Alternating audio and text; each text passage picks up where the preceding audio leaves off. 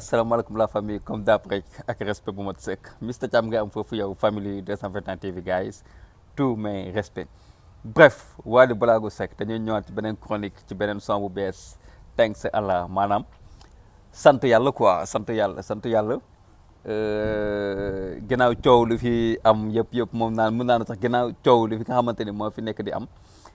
diggante Wally Seck ak plainte bi nga xamante ne adressé na ko gars yi bon juguguñ ci loolu tey Wally indi ñu benn vidéo thanks Allah maanaam sant yàlla mais boo gars yi chronique la ñuy def xam nga ñun moom ñu ngi fépp ñun mooy lu may wax rek bu fekkante ne ni dañoo war a wax dal ci kaw ni te ñu dal ci kaw ni bu fekkante ne tamit dañoo gis loo xamante ni exemple la ñu wax tamit dañ ciy wax tamit loolu jotewul ak dara ak chronique bi nga xamante ni bon dañ koy def bu fekkante ne gis nañ vidéo bu nice gis nañu son bu nice wala gis nañ téléfilm wala télé-réalité bu nice boo xamante ni war na ci mën a def chronique tamit joxe suñu point de vue par rapport ak liggéey bi nga xamante ni artistes yi ngi koy def mais bon gars yi Wally Ballago Seck la thanks Allah te ñuy xool image après ñu dem te ñëw. mi ngi noonu les gars la famille photo Papa Thione la ñu gis noonu Papa Thione yàlla na ko suñu borom yërëm xaru ko aljana firdaws Papa Thione mu nekk ndaanaan boo xamante ni kenn dootu ko laam-laame def lu rafet lu taaru ci li nga xamante ni mais musique mbalax biir réew ak au niveau international tey kenn du wax musique tey Sénégal te doo wax Papa Thione Wally mu ñëw ak benn son bi mu tuddee ko thanks Allah mi ngi sant indil ñu photo Papa Thione mu nekk benn message boo xamante ni c'est un message vraiment important message bu important la parce que Wally mu ñëwoon ni que ak lu munti am rek dañuy sant ñàkk na waaye dafay sant loolu image bi di wane ñàkk na waaye mi ngi sant ñàkk na lu rëy ñàkk na ko fort muy son père mais teewul mi ngi sant kon jàmm bi bu nakar amee sax yow da nga war a sant parce que suñu borom saa su ne rek saa bu nattu ñëwee rek c'est parce que mi ngi natt jàmbi mi ngi xool degré de croyance su jàmbi mu nekk un message boo xamante ni c'est un message fort boo xamante ni Wally lancé na ko foofu noonu mais aussi mu nekk benn hommage boo xamante ni mi ngi koy rendre son père et d'ailleurs sax xam naa ñu ngi xaar ñàkkul ni dina génne son wala génne clip vidéo boo xamante ni c'est spécialement dédié à son papa pour rendre ko ci hommage ba léegi ñuy sant thanks Allah te ñuy sant ci kaw ñu xool image bi après dem te ñëwaat.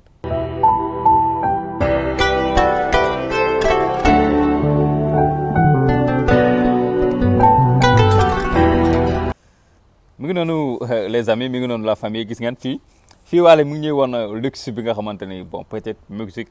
may na ko wala boog suñu borom jagleel na ko ci liggéey bi nga xamante ni mu ngi koy def muy la musique ku wax Wally wax sañse gis ngeen sañse yu mu woone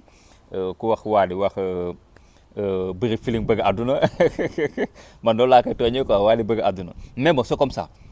c'est ça nit booy liggéey da ngay ñaan yàlla li ngay liggéey muy feeñ ci yow da ngay ñaan yàlla li ngay liggéey muy am benn apparence visible boo xamante ni da koy nit ñi dañ koy gis dañ koy gis yow gis ngeen sañse yi ak effet yeeg yenn truc yi nga xamante ni Wally mi ngi koy wane ak luxe bi nga xamante ni mi ngi ci kër gi juste pour dire tamit ba léegi ci loolu yëpp ba léegi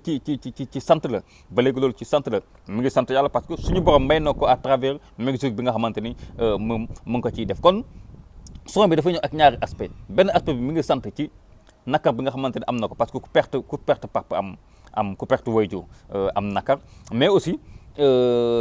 ku am li nga xamante ni moom la ñëpp di rêver parce que muy man muy yow muy seetaan muy keneen ak keneen ku su nekk yaa ngi rêver cette vie de luxe bi nga xamante ni Wally wane na ko à travers cette vidéo ku su nekk yaa ngi rêver am ko wala yaa ngi rêver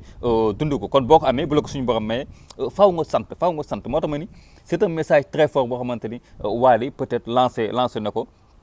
à travers clip bi nga xamante ni génne ko ñuy sant saa su ne bu ñu amee nakar ñuy sant bu ñu amee bànneex aussi ñuy sant ndax doomu aadama bi saa su ne sant da koo war mu neex mu nakari muy mbégte muy bànneex da nga war a di sant saa su ne un message fort boo xamante ni Wally lancé na ko ci contexte boo xamante ni mu ngi koy dund mu nekk benn contexte bu difficile parce que gis nañ fan yëpp ñëpp ngi dal ci kaw Wally parce que dafa porte plainte ñi nga xamante ni mooy yenn ustaas ak yenn imaam yi mu jur benn polémique bu rëy ci dëkk bi ñii nee nañ Wally waru ko woon def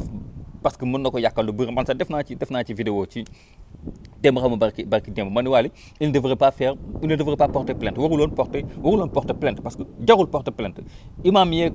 ulama yi jarul ngay porter plainte parce que ñoom li ñuy xeex cause bi ñuy xeex mooy mbirum LGBT yi góor jigéen ñi te loolu noonu ñoom dañoo wër Sénégal amul département amul commune bu ñu dem nañ ba ci kër diine yi moo xam Tivaouane la moo xam Touba la moo xam Kaolack la moo xam Ndiassane la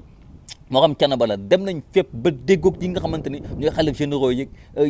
kilifa diine yeeg kilifa aada yi ñooñ jox leen seen avis ci xeex bi nga xamante ni ñoom ñu ngi koy xeex tamit mu nekk xeex bu noble kon man pour man Wally il ne devrait pas waruñu ko woon dugal ci wala warul woon dugg ci ay mbirum plainte ay mbirum truc ci loo xamante ni taxaw na weddi tuuma nit kañ boo weddee tuuma jeex na li ci des kañ mooy li ma wax mooy ni nga fi nga xamante ne dañ fay tudd ay mbirum LGBT waa di bañ dafa jege muy éviter lépp loo xamante ne couleur LGBT la comme que nee na moom nekkul du liggéey ak ñoom comme que nee na moom musul lekk xaalisu lobby musul lekk xaalisu LGBT muy éviter lépp loo xamante ne trace LGBT la muy éviter loolu di jima coller ak son image parce que au delà de tout tamit loolu dafay yàq image yu Wally wax naa ko keroog parce que quoi qu'on puisse dire LGBT moom àdduna du neex ba ñu nangu ko Sénégal ñun tamit lu ñu bëgg Wally man su may def chronique ci Wally damay kontaan ndax man suis un farmaren man nëbbuma ko su may def chronique ci Wally damay kontaan su may wax ci Wally damay kontaan mais teewul bu ñu waree am suñu conseil bu ndaw boo xamante ni conseil nit ku ñàkk solo la ñu wax ko mën a wax dañ ko koy wax parce que mooy li may wax ki la sangul ba set ki la bëgg rek moo la koy wax quoi ki la bëgg rek moo leen ne sangul nga set quoi kon yenn critique yi bu ñu koy def si Wally bu ko nit ñi jëlee benn critique bu négatif quoi c'est juste que dañuy bañ Wally